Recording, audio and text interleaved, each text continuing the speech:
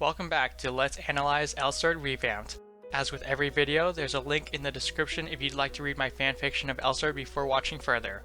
Chapter 4 is like the first one where there's plenty of setup for future chapters, so I don't have much to say. It's a bit unclear at the start, but our new character perspective is Reina. Even though the stench of blood was mentioned in Chapter 3, sensing is one of the key defining parts of Reina's perspective. As one who is sensitive to the spirits everywhere, it's only natural for Reina to be very aware of the environment. The webcomic that introduces Lindsay will not be described in detail because unlike Aisha's side story, Reina's webcomic doesn't need more details. Having a little bit of exposition here and there to explain what happened is good enough. This undamaged house is the one that Baron is resting in. It's the only one that didn't get attacked because he defended it against the bandits while Aisha was unconscious from the Ring of Mimir. Tiny fairies are the general descriptions that I'll be using for spirits because that's how they were portrayed in Reina's webcomic. Funniest thing in this chapter is seeing CL with 71 eggs. You know, someone who loves Forus, like him, would buy more than he's able to carry from the hot spring Foru. If I found art of CL being surrounded by Foru, I would totally put it on screen, but I couldn't find any. Why aren't people drawing this? The man loves Forus so much! Put 2 and 2 together for cuteness overload.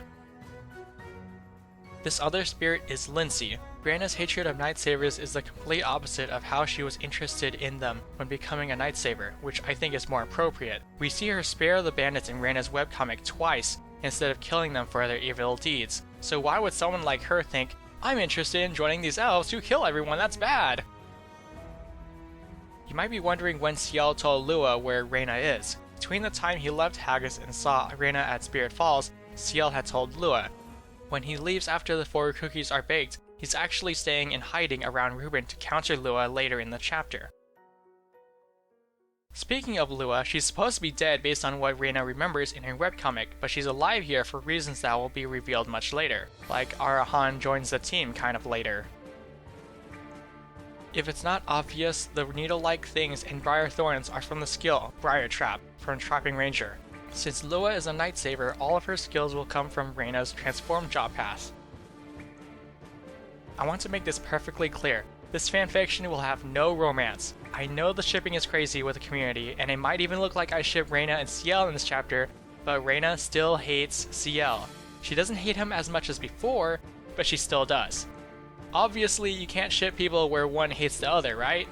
I know people ship Ad and Eve, but that's besides the point. Reina and Ciel will not have any romance, just like the rest of the cast will not. Originally, I planned for Baron to come out of the guest house to console Reina at the very end of this chapter, but there really isn't anything he could say that would help.